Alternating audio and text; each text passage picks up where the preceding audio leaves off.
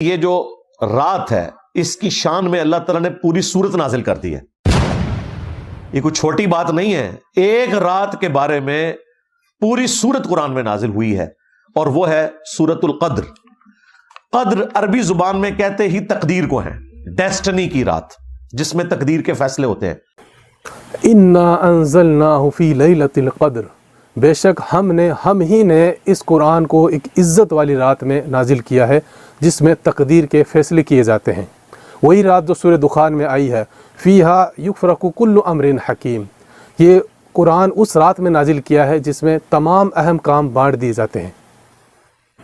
اب دیکھو یہ وہی رات ہے جو سورہ دخان میں بھی ذکر ہوئی ہے، لیکن اس کو لوگ شب برات پہ فٹ کرتے ہیں جس کی قرآن و حدیث سے کوئی صحیح دلیل نہیں ملتی ہمیں، لیکن پھر بھی لوگ لگے ہوئے ہیں بس اسی کو منانے میں. وما ادراک ما لیلۃ القدر، اور تم کیا جانو کہ اس رات کی کیا شان ہے. لیلۃ القدر خیر من الف شہر، اور یہ رات 1000 مہینوں سے بھی افضل ہے.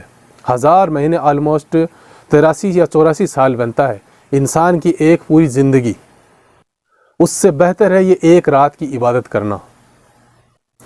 تنزل الملائکۃ والروح فیہا باذن ربہم من کل امر، اس رات فرشتے نازل ہوتے ہیں اور روح القدس یعنی جبریل علیہ السلام بھی نازل ہوتے ہیں اپنے رب کے احکام لے کے اور ہر طرح کے کام لے کے جو اللہ تعالیٰ ان کی طرف سپرد کرتا ہے.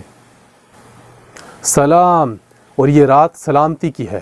ہی حتی مطلع الفجر، اور یہ سلامتی فجر تک رہتی ہے، یعنی ختم شہری، جب تک کہ فجر طلوع نہ ہو جائے اور فجر کا وقت اسٹارٹ ہوتا ہے اس وقت تک یہ پوری کی پوری کی رات اللہ تعالیٰ کی ایک سلامتی کی رات ہے.